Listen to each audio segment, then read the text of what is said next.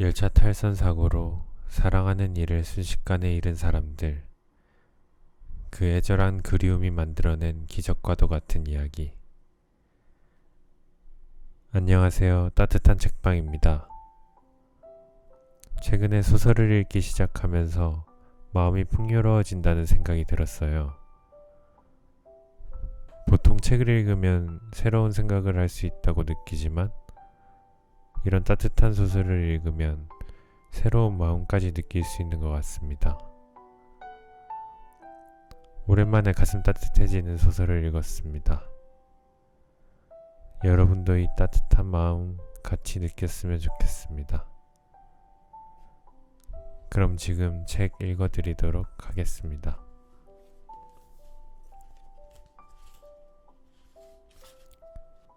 사고가 나서 국도는 못하니까 돌아서 가겠습니다. 택시 뒷좌석에 앉아있는 동안 기사가 하는 말에 대꾸할 정신이 없었다. 창밖으로 보이는 낮 시위가 아마 여길 때는 몰려나온 인파로 들끓고 있었다. 탈선 사고가 일어나자 운행하던 가마쿠라산의 모든 열차가 멈췄다.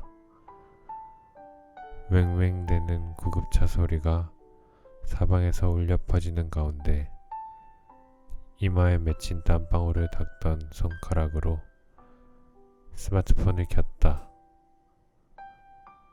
화면에 뜬 인터넷 포털 사이트에 올라온 주요 뉴스는 죄다 가마쿠라산 상행열차 탈선 사고에 관한 기사였다. 가마쿠라 탈선 사고 14시 현재 사망자 26명. 탈선 사고 세 번째 차량 절벽 아래로 낙하. 쭉 나열된 기사의 헤드라인을 눈으로 훑다가 차마 더 읽지 못하고 스마트폰을 떨궜다. 깊게 숨을 내쉰 다음 조금 전 네모토의 어머니와 전화로 주고받았던 말을 떠올렸다. 도모코, 일하는 중일 텐데 전화해서 미안하구나. 어쩐 일이세요, 어머니? 지금부터 내가 하는 이야기 침착하게 잘 들으렴. 신이치로가 타고 있는 열차가 탈선했단다. 네? 그 애가 타고 있던 열차가 사고 났대.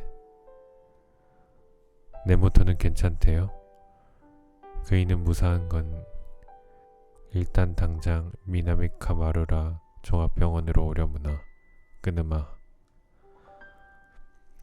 택시에 탄 다음 이 대화를 몇 번이나 되새겼는지 모른다. 어머니의 말투, 숨결, 그 사이사이의 틈에 깃든 짧은 침묵, 전화로 전해지던 느낌을 곰곰이 떠올리며 내 모토가 무사할 가능성을 헤아렸다. 이쪽 길도 막히네요. 미간을 찡그리며 말하는 기사에게 어떻게 좀 해달라며 애원했다. 그렇지만 마음속으로는 서둘러 도착하지 않기를 바랬다. 무서워서였다. 시야에 들어온 하얀색 건물이 점점 가까워질수록 심장 박동이 빨라졌다. 눈앞에 벌어질 현실을 마주하기가 두려웠다. 어느 때로든 돌아가도 좋으니 이 순간에서 벗어나고 싶었다. 다 왔습니다. 병원 전문 앞은 혼자 파니까 뒷문 쪽으로 돌아서. 괜찮으니까 여기 세워주세요. 기사의 말을 끊고는 1만엔짜리 지폐를 찔러주고 잔돈도 받지 않은 채 내렸다. 따라붙는 방송국 카메라를 손으로 막으며 로터리를 가로질러 뛰어갔다. 호성형 경찰 버스 몇 대가 정문 앞에 진을 치고 있었다.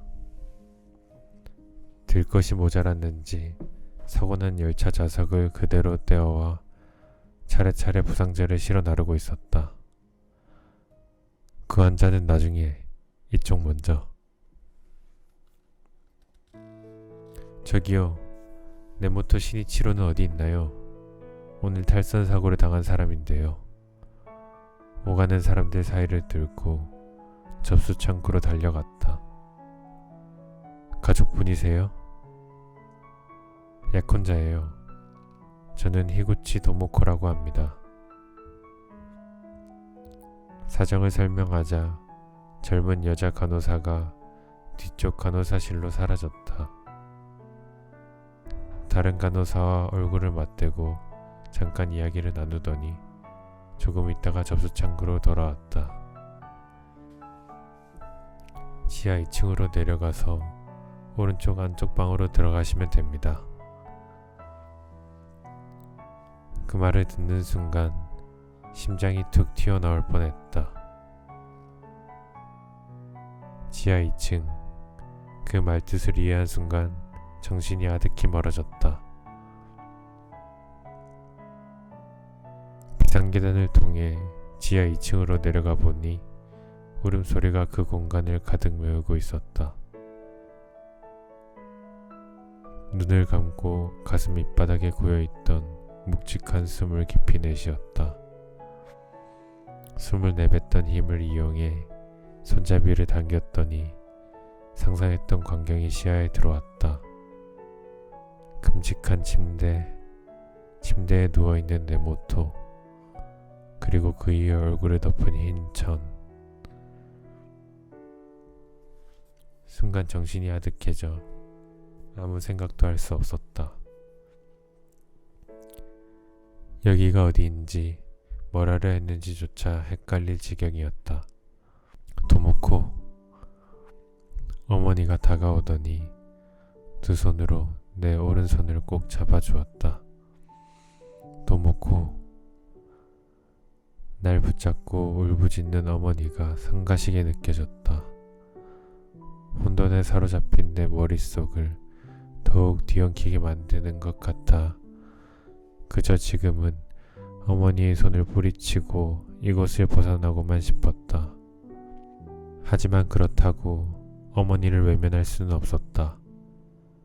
내 손을 꽉 붙잡은 그 손에서 외아들을 향한 사랑이 느껴졌으니까. 도모코, 시니치로 얼굴을 봐야지.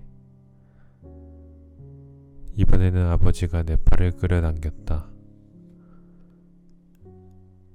그의 얼굴을 덮은 천을 스르르 아래로 잡아당기자 낯익은 얼굴이 보였다. 나는 아이처럼 잠든 이 얼굴을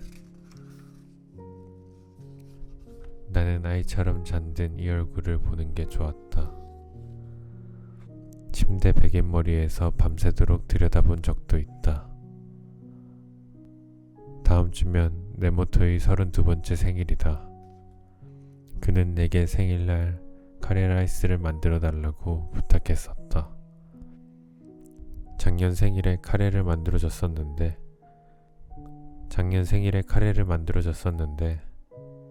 카레를 입에 한가득 넣은 그는 눈물을 글썽였다. 왜 우냐고 묻자 네모토가 이렇게 대답했다. 아니, 죽을 때까지 앞으로 몇 번이나 더 이 카레를 먹을 수 있을까 싶어서 말이야. 나는 더할 나위 없이 행복했다. 아이같이 순수한 이 남자와 결혼하게 돼서, 내 미래의 네모토가 영원히 함께 해주어서. 네모토, 일어나. 제발 부탁이니까 일어나서. 나는 그의 손을 부여잡았다. 네모토, 눈 떠. 응? 내가 또 카레 만들어줄게. 매일같이 만들어줄게. 누워있는 그의 앞에 무너지듯 주저앉은 채 절규하는 나를 아버지가 부둥켜 안았다. 내 등을 쓰다듬는 아버지의 손길이 숨길 수 없을 만큼 떨려왔다. 나는 그런 아버지 품에 안겨 흐느껴 울었다. 우는 내내 네모토를 처음 만났던 날이 머릿속에 스쳐 지나갔다. 오카야마의 고등학교로 전학 간 나는 졸업하고 나서 요양보호사 자격증을 땄다. 오카야마 시내에 있는 복지시설에서 근무했는데 내가 30살이 되던 해에 엄마가 돌연 세상을 떠났다. 운명이 장난인지 엄마도 아빠와 같은 급성심부전이었다. 아빠가 죽고 나서 엄마는 쉬지 않고 일했다. 그러니 몸에 무리가 갔을 법도 했다. 외할머니는 이미 엄마보다 먼저 세상을 떠난 뒤였다. 혼자가 된 나는 시리에 빠져 지내다가 고향인 오다와라로 돌아왔다. 그해 11월 말이었다. 퇴근하고 집에 가다가 눈에 보이는 아무 식당에 들어갔다. 돈가스 덮밥 곱빼기로 주시고요. 카레 우동도 하나 주세요. 반년 넘게 시간이 흘러도 엄마를 잃은 상실감을 아물 줄을 몰랐다. 헛헛한 마음을 먹는 것으로 달랬더니 급격히 살이 쪘고 몸무게는 60kg을 좋게 넘어섰다. 식사 나왔습니다. 잘 먹었습니다. 오늘도 맛있었어요. 내가 감상에 젖은 사이 한쪽 자리를 차지하고 있던 남자가 자리에서 일어섰다. 그러고 나서 선반에 걸려있던 행주를 갖고 오더니 자기가 먹은 자리를 꼼꼼히 닦았다. 매번 고마워요. 다리가 불편한 점원이 미안해하자 그는 아니라며 얼굴 앞에서 손사래를 쳤다. 건강하게 햇빛에 그은 얼굴, 어린아이처럼 동글동글한 눈. 혹시 네모토? 히구치? 얼빠진 목소리로 대답한 네모토는 커다란 눈으로 나를 응시했다. 잠시 그와 눈을 맞추고 있자 눈물이 그렁그렁 차올랐다. 예전에 보았던 그의 모습이 남아있는 정도가 아니라 그때와 똑같은 얼굴이 바로 내 앞에 있었다. 엄마를 잃고 정서가 불안정해진 것도 한몫해 결국 눈물샘이 터져버렸다. 왜 그래 이구치? 괜찮아? 미안, 그게 아니라 네모토의 모습이 옛날과 완전 똑같아서. 나 왜 이러지? 눈물이 안 멈추네. 네가 예전 모습 그대로인 게 너무 기뻐서 그런가? 나도 안 변했어? 솔직히 말해서 살이 좀 찐 것 같아. 손가락으로 관자놀이를 문지르면서 그가 개구장이처럼 웃었다. 나도 덩달아 웃음을 터뜨렸다. 이렇게 편안하게 웃은 게 얼마만인지 어렴풋이 그런 생각을 하다가 네모토가 건네준 손수건으로 젖은 뺨을 닦았다. 네모토와 우연히 만나고 사흘이 지난 날이었을까. 우리는 함께 그 식당에 갔다. 진짜 조금도 안 달라졌네, 네모토. 겉모습이며 분위기까지 예전이랑 완전 똑같잖아. 그런가? 직장 동료도 넌 어린애 같은 데다 고집이 세서 큰일이라며 자주 나무라긴 해. 네모토, 지금 무슨 일해?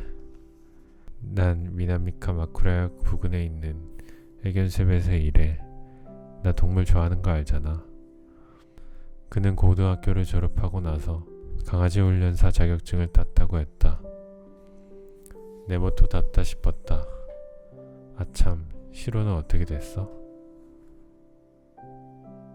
15년 내내 마음에 걸렸던 질문이다.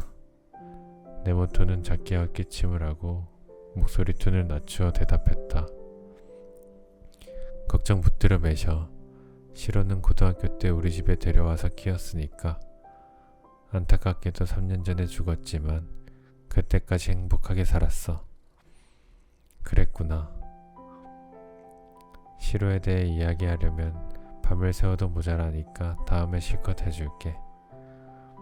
네모토에게 어떻게 지냈는지 이것저것 질문했지만 딱 한 가지 아직 묻지 못한 게 있었다. 네 번째 손가락에 반지는 끼워져 있지 않았지만 그렇다고 장담하기는 일러서 대화 중에 은근슬쩍 떠볼 생각이었다. 결혼은 아직 안 했더라도 여자친구는 있을 수 있으니까.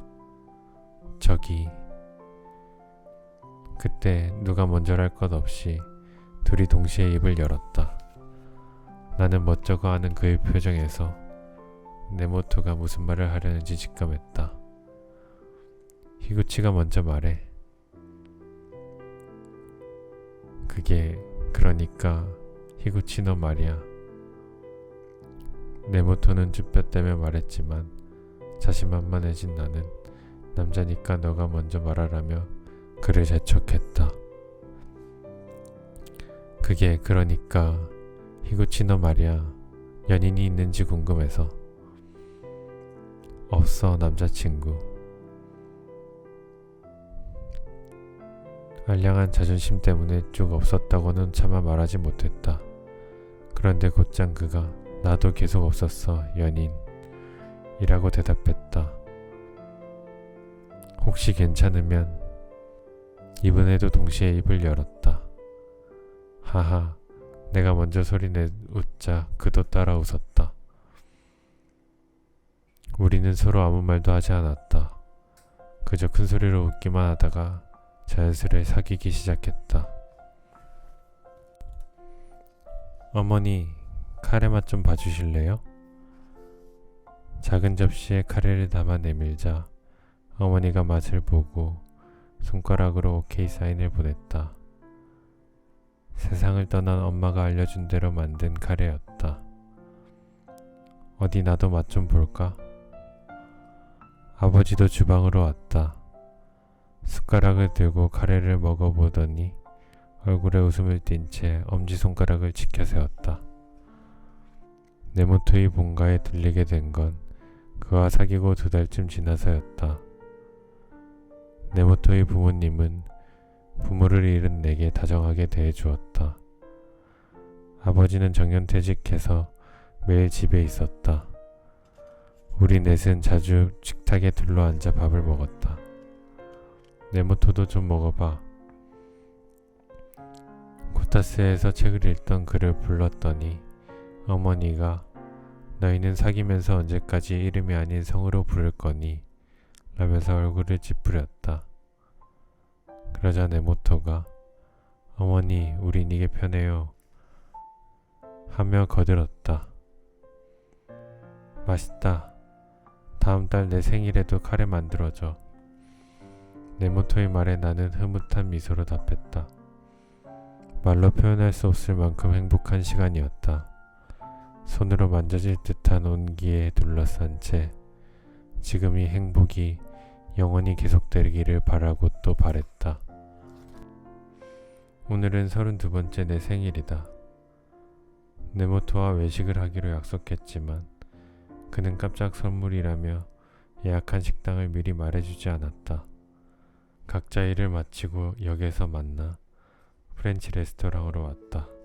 우아하게 차려입은 다른 손님과 달리 드레스 코드도 모르고 온 우리만 이방인처럼 섞이지 못했다. 나와 네모토는 그런 고급 레스토랑이 처음이었다. 이 코스에는 와인이 서비스로 포함되어 있습니다만 어떻게 하시겠습니까? 그럼 레드와인을 컵에 조금만 담아주세요. 하며 짐짓하는 채를 했다. 글라스에 조금 준비해 드릴까요? 남자가 글라스라고 고쳐 물었다. 괜한 피해망상일지 몰라도 조롱거리가 된 것 같아 기분이 상했다.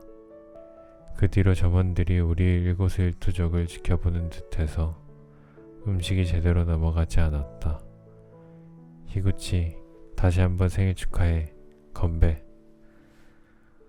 우리는 다시 오다와라로 돌아왔다. 늘 가던 식당에서 오렌지 주스가 담긴 컵을 들어 올렸다. 히구치 정말 미안. 다른 날도 아니고 생일인데 정말 미안해. 난 괜찮아. 그래도 안 어울리는 행동은 안 하는 게 좋겠다 싶어. 컵에 입을 대고 미간을 찡그렸다. 도모코, 생일 축하해. 이건 서비스. 식당 아주머니가 채소볶음을 담은 커다란 접시를 들고 왔다. 제 집처럼 드나들다 보니 이제 아주 단골 손님이 됐다. 히구치, 늦었지만 생일 선물 줄게. 마주 앉은 네모토가 큼지막한 종이봉투를 내밀었다. 선물을 받고 포장을 풀자 토트백이 들어있었다. 얼마 전에 그와 함께 아빠 엄마 산소에 다녀왔다. 그날 가방 어깨끈이 끊어져 백화점에 들렀는데 마음에 드는 가방은 하나같이 비싸서 빈손으로 나왔다. 지난번에 봤던 가방 사려고 일부러 백화점까지 갔다 왔구나. 비쌌을 텐데. 아니야, 신경 쓰지 마. 그리고 이건 운동화. 그가 종이 봉투를 하나 더 꺼냈다. 내가 신고 다니는 운동화가 너무 낡았더라고. 그리고 이건 기능성 쿠션. 요즘 허리 아프다고 했잖아. 그리고 이건 한 차례 설명이 끝나고 나자 마지막으로 탁자 위에 네모난 반지 케이스가 올라왔다. 얼떨떨해하며 살며시 상자를 열자 반질반질한 천 사이에서 반지가 자태를 드러냈다. 중간에 박힌 커다란 다이아몬드가 반짝반짝 빛을 발했다. 히구치, 나와 결혼해줄래? 네모토는 단도직입적으로 내게 물었다. 예전에 나에게 고백했던 날처럼 쑥스러워하는 기색도 없었다. 워낙 뜻밖이라 어리둥절했다. 도대체 어느 누가 이런 소박한 밥집에서 프로포즈 한단 말인가. 하지만 나는 가식 없는 그의 성격이 싫지 않았다. 오히려 좋았다. 생각해보니 곧 그와 사귄 지 1년이 된다. 이 식당에서 그와 다시 만나고 우리에게 일어났던 일들이 순서대로 뇌리를 스쳤다. 나는 부끄러워서 고개만 살짝 끄덕였다. 프로포즈를 받은 날부터 나는 행복이라는 옷을 입은 것만 같았다. 그와 함께 있으면 온몸이 공중에 둥실둥실 떠있는 것 같았다. 곧 웨딩드레스 맞추러 간다면서? 아줌마는 부러워 죽겠다니까. 식당으로 가는 복도에서 야마다 씨가 내 어깨를 탁 치면서 말을 붙였다. 야마다 씨는 내 상사인데 결혼 날짜를 정했다는 소식을 듣고부터 틈만 나면 나를 놀렸다. 히구치 씨, 우지키 씨가 온 모양이야. 야마다 씨가 내 귀에 대고 속삭이더니 종종거림을 치며 이끌어갔다. 우지키 씨는 치매 초기 환자이다. 증세가 심하지 않아 혼자서도 생활이 가능했다. 그런데 한 2주 전쯤 손녀를 잃고 나서는 데이케어 센터에 발을 뚝 끊었다. 우지키 씨, 마실 것 좀 드릴까요? 고둥이 참 예쁘네요. 나는 미소를 지으며 말을 걸었다. 죽은 손녀딸과의 추억이 깃든 물건이라오. 손녀딸이 초등학생이었을 때 조개 껍데기를 주우러 가자고 해서 같이 에노시마에 간 적이 있다오. 정이 많은 아이였는데 분홍색 고동을 2개 주어서 그중 하나를 나한테 주더군. 할아버지랑 나는 커플이라나. 그렇게 착한 애가 어째서. 주름진 얼굴 켜켜이 눈물이 맺힌 채 고개를 숙인 우지키 씨를 보니 뭐라 해줄 말이 없었다. 이럴 때는 혼자 있게 하는 게 좋으려나. 우지키 씨, 이따가 다시 올게요. 우지키 씨를 뒤로 한 채 슬며시 휴게실을 나오는데 로비가 소란스러웠다. 텔레비전 화면에는 전복된 열차의 모습이 보였고 어르신들은 화면에 시선을 고정하고 있었다. 도모코, 돈가스 덮밥 곱빼기로 준비했어. 단골 식당 아주머니가 탁자 위에 쟁반을 살며시 내려놓았다. 내 어깨에 손을 올리고 기운 차려야지 위로하는 아주머니를 향해 나는 어색하게 웃고 말았다. 니시위가 하마역에 유령 나온다는 소문 들었어? 빈 탁자 하나를 사이에 두고 떨어져 앉은 사람들에게서 묘한 이야기가 들려왔다. 아니 무슨 소리야? 얼마 전에 가마쿠라선 탈선 사고가 있었잖아. 요즘 심해만 되면 사고가 일어난 곳에서 가장 가까운 니시유가마역에 나타난대. 뭐가? 유령. 우리 회사에서 탈선 사고로 가족을 잃은 사람이 있는데 그 사람이 한밤중에 니시유가마역에서 여자 유령을 목격했다고 하더라고. 거짓말. 그 사람 말고도 밤중에 돈가스를 씹던 젓가락질을 멈췄다. 어쩌면 내 모토를 만날 수 있지 않을까. 손님, 12시까지 영업이라서 곧 문 닫을 시간입니다. 사고 현장 검증이 끝난 지금까지도 가마쿠라선 상하행 열차는 전부 운행이 중지된 상태였다. 나는 오다와라에서 여기까지 택시를 타고 왔다. 1시까지 기다렸다가 아무 일도 없으면 돌아가자. 그렇게 마음먹을 때였다. 흐릿하게 비치는 열차 안에 사람들이 많이 타고 있었다. 나는 내 눈을 의심했다. 빨라지는 심장박동을 느끼며 열려있는 개찰구로 들어섰다. 아무도 없는 승강장에 발을 들이자 열차가 날카로운 브레이크 소리를 울리며 멈춰섰다. 이 열차는 말이지, 탈선 사고로 인해 마음에 맺힌 게 있는 사람 눈에만 보여. 열차가 달리면서 내는 소리도 간절한 그리움을 간직한 사람한테만 들리고, 당신은 이 열차가 보이나 보네. 앞에 서 있는 여자의 가늘고 기다란 눈매가 나를 향했다. 키가 커서 팔짱을 끼고 선 자세가 왠지 박력 있다. 네가 유령이라고? 응, 맞아. 이름이 뭐야?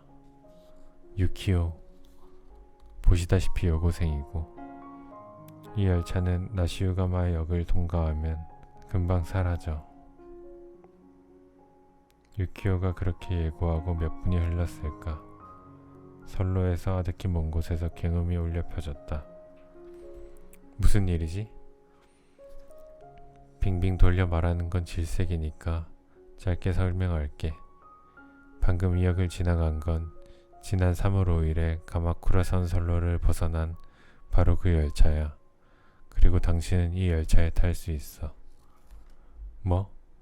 당신이 그날 그 열차에 타고 있던 사람을 만날 수 있다고. 죽은 사람을 만날 수 있다고? 응, 그렇지만 열차에 타려면 4가지 규칙을 반드시 지켜야만 해. 그러고 나서 유키오는 4가지 규칙을 이야기해 주었다. 하나, 죽은 피해자가 승차했던 역에서만 열차를 탈 수 있다. 둘, 피해자에게 곧 죽는다는 사실을 알려서는 안 된다. 셋, 열차가 나시유가하마 역을 통과하기 전에 어딘가 다른 역에서 내려야 한다. 그렇지 않으면 당신도 사고를 당해 죽는다. 넷, 죽은 사람을 만나더라도 현실은 무엇 하나 달라지지 않는다. 아무리 애를 써도 죽은 사람은 다시 살아 돌아오지 않는다. 만약 열차가 탈선하기 전에 피해자를 하차시키려고 한다면 원래 현실로 돌아올 것이다. 죽은 사람과 만날 수는 있어도 그 사람은 살아 돌아오지 않을 뿐더러 현실은 전혀 달라지지 않아. 그걸 받아들일 수 있으면 그때 이 열차에 올라타. 우리 왔다. 탁자에 턱을 괴고 앉아 곰곰이 생각하고 있는 아버지가 들어왔다. 아버지는 일요일이라서 길이 많이 막히더구나 라며 나와 마주 앉았다. 도모코, 점심은 챙겨 먹었니? 어머니가 뒤따라 들어와 아버지 옆에 자리를 잡고 앉았다. 네, 맛있게 먹었어요. 그래. 사고 나서 죽을 경황이 없어서 제대로 말할 틈이 없었는데 양복 상의를 벗고 나서 아버지가 말을 꺼냈다. 앞으로도 너는 계속 우리 딸이란다. 그러니 아무 걱정하지 말고 무슨 일 있으면 부모라 생각하고 언제든지 우리에게 의지하면 돼. 아버지가 말을 끝내길 기다렸다는 듯이 바로 어머니가 이어 말했다. 나도 이참에 분명히 말해둘게. 누가 뭐래도 넌 내 딸이야. 돌아가신 네 부모님께는 죄송하지만 넌 이제 우리 가족이란다. 어젯밤에 아버지랑 이야기했는데 도모코, 너만 괜찮으면 이 집에서 같이 사는 건 어떠니? 우리는 둘 다 나이가 들어서 네가 같이 있어주면 든든할 것 같구나. 만약 우리가 치매라도 걸리면 네가 돌봐줄 수 있잖니. 어머니는 그렇게 말하면서 온화하게 웃어 보였다. 오늘날 아버지와 어머니는 가마쿠라에 있는 변호사 사무실에 다녀왔다. 같이 가겠다고 나서는 나를 두 분이 말렸다. 사고와 관련된 복잡한 일은 자신들이 처리하겠다면서. 신경정신과에 다니기 시작했을 무렵 아버지와 어머니가 나를 병원에 데리고 다녔다. 로비에서 차례를 기다리면서 그때 아버지가 내게 해준 말이 지금도 생생하다. 도모코, 마음이 병든 건 착실히 살아왔다는 증거란다.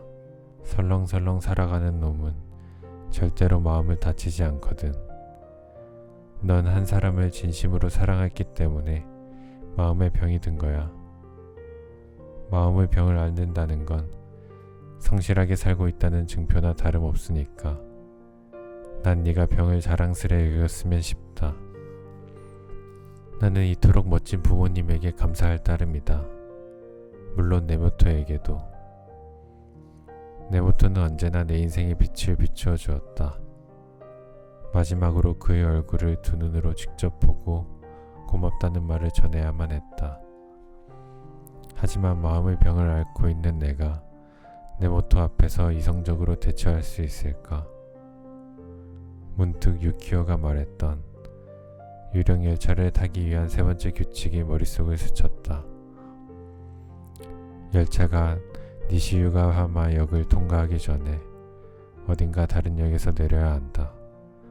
그렇지 않으면 당신도 사고를 당해 죽는다. 몸속 깊은 곳에서 숨이 올라왔다. 상념의 소용돌이 속에서 나는 유령열차에 오르기로 마음을 굳혔다. 이번 역은 오다와라 조마의 역입니다. 내가 걸터앉은 벤치 앞으로 배낭을 맨 네모토가 걸음을 재촉하며 지나간다. 두 번째 칸으로 뛰어드는 모습을 보고 나도 같은 문으로 몸을 집어넣었다. 그는 세 번째 칸과 이어지는 연결 통로 옆에 놓인 4인용 좌석에 자리 잡았다. 약간 떨어진 위치에서 그의 옆 얼굴을 가만히 지켜보았다. 41분 후면 니시유가마역에 다다른다. 1분 1초가 소중했던 난 그의 옆 얼굴에서 눈을 떼지 못했다. 데이트할 때마다 늘 옆에서 보던 표정이다. 네모토. 문이 닫히는 걸 보며 그의 이름을 불렀다. 히구치. 잠깐 일이 있어서. 나는 눈을 내리깔고 그와 마주 앉았다. 머뭇머뭇하며 그와 눈을 맞추지 못했다. 보이지 않게 작게 심호흡을 하고 고개를 조금씩 들었다. 나는 두 손으로 얼굴을 감쌌다. 받아들여야 하는 걸 알면서도 나는 현실을 받아들일 수 없었다. 그리고 이 순간에도 여전히 그 현실을 인정할 수 없었다. 미안해. 겨우 자는 목소리가 떨리고 있었다. 두 눈에서 눈물방울이 쉴 틈 없이 떨어졌다. 지금 내 상황을 그는 알 리 없겠지. 사고가 나고 나는 10kg 가까이 체중이 줄었다. 보통 사람 같으면 어쩌다 살이 그렇게 빠졌냐며 놀랄 만도 한데 그는 그런 기색조차 없다. 그저 지그시 바라보면서 내가 울음을 그치기를 기다리고 있다. 미안해 내 모토. 결혼 날짜가 다가오니까 감정 기복이 심해져서 무겁게 가라앉은 분위기를 바꾸고자 다른 이야기거리를 찾았다. 내 모토, 다음 주가 생일이잖아. 기껏 생각해낸 한마디를 혀 밑으로 구겨 넣었다. 그에게는 더 이상 내일이 찾아오지 않는다. 그나저나 경치 멋지다. 침묵을 깨며 내 모토가 크게 기지개를 켰다. 옛날부터 이 열차 안에 바다를 보는 걸 좋아했어. 내 모토가 눈빛을 반짝이며 창밖으로 시선을 옮겼다. 어릴 때부터 이 열차를 타고 다녔는데 멀리 보이는 바다를 바라보면서 이것저것 생각하는 게 좋았어. 무한한 바다와 내 미래가 이어져 있는 것 같아서 보고 있으면 용기가 생기거든. 바다는 근사해. 진짜 멋져. 열차가 고이역에 정차했다. 바닷바람이 머금고 온 희미한 바다 냄새를 남기며 문이 닫혔다. 내 모토, 뭐 하나 물어봐도 돼? 내 입으로 묻기엔 좀 창피한데. 뭔데 그래? 아니, 그러니까 내 모토 너는 내가 어디가 마음에 들었는지 궁금해서. 내 모토의 입술이 움직였다. 그는 수줍어하기는커녕 오히려 자신만만하게 대답했다. 네 매력은 한둘이 아니지만 무엇보다 난 너와 같이 있으면 즐거워. 대화할 때도, 같이 밥을 먹을 때도, 구로랑 같이 놀 때도 너와 같이 있으면 난 마냥 즐거웠어. 그리고 우리 단골 식당에서 돈가스 덮밥을 주문하는 것도 난 좋더라. 뭐? 왜냐면 다른 여자들은 창피하다고 돈가스 덮밥 같은 건 잘 안 시키잖아. 난 네가 눈치 안 보고 돈가스를 입에 잔뜩 넣고 우걱우걱 씹는 게 보기 좋았어. 그런 말 나온 김에 나도 짚고 넘어가고 싶은데 내 모토 너는 젓가락 쥐는 법이 아주 엉망이야. 내가 가르쳐줬는데 못 고치잖아. 내가 입을 삐죽거리자 내 모토는 난처한 듯 머리를 긁적이며 웃었다. 넌 옛날부터 솔직하고 꾸밈이 없었어. 앞으로도 절대 변하지 마. 만약에 말야, 진짜 만약에 말인데 나중에 네가 죽으면 나도 따라 죽겠다고 하면 어쩔 거야? 그냥 하는 소리니까 장난이라 생각하고 대답해봐. 만약 네가 죽고 용서 안 해. 절대 용서 안 해. 너를 절대 용서 못 해. 히구치. 내 모토가 차분하게 내 이름을 부르면서 굳은 표정을 풀었다. 내가 너한테 바라는 건 단 하나뿐이야. 네가 행복하게 사는 것. 구로랑 신나게 놀고 돈가스 덮밥을 맛있게 먹으면서 난 네가 평생 웃으면서 살았으면 좋겠어. 10년 후에도 20년 후에도 할머니가 돼서도 평생 영원히. 열차가 속도를 떨어뜨리며 지가사키 카이간 역에 도착했다. 낯익은 승강장을 보니 기억의 문이 활짝 열렸다. 내 모토와 연애를 시작했을 즈음 나는 직장 일로 고민이 많았다. 그날은 쉬는 날이어서 가마쿠라에서 내 모토를 만나 밥을 먹고 오다와라로 돌아가려고 열차를 탔다. 식당에서도 귀가하는 열차 안에서도 그는 내 고민에 귀를 기울이고 들어주었다. 그 다음날 나는 지가시카해안 근처의 복지시설에 가서 일손을 거들기로 되어 있었다.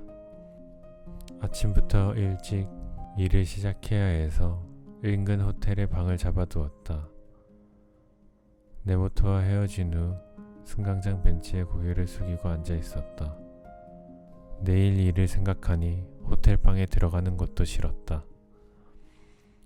벤치에 몸을 맡긴 그때 누가 내 어깨를 톡톡 두드렸다. 고개를 들자 옆에 네모토가 앉아 있었다.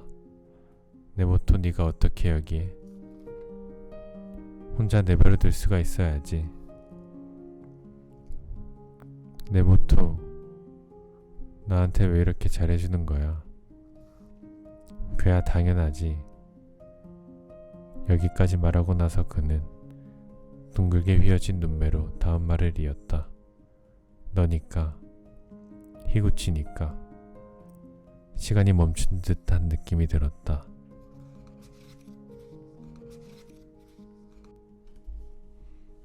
이어서 가슴에 둥근 파장이 일었다. 네모토는 나를 이토록 사랑하고 있구나. 네모토가 있었기에 내 인생은 빛났다. 이번 역은 니시우이가마 역입니다. 어디선가 먼 곳에서 흘러오는 듯한 안내방송을 들으며 토트백에서 반지 케이스를 꺼냈다. 네모토, 저기 오늘 나 말야. 그러니까 오늘 반지 가져왔거든. 네모토, 너에게 아직 한 번도 반지 낀 모습을 보여주지 않았잖아. 잠자코 있자 그가 내 왼손을 살포시 잡았다. 그러고는 아무 말 없이 손에 쥔 반지를 네 번째 손가락에 조금씩 밀어 넣었다. 그렁그렁 고였던 눈물이 후두둑 떨어졌다. 잎사귀에 맺힌 빗방울이 떨어지는 것처럼 아름다운 눈물 줄기가 천천히 두 뺨을 타고 흘렀다. 네모토와 입을 맞추었다.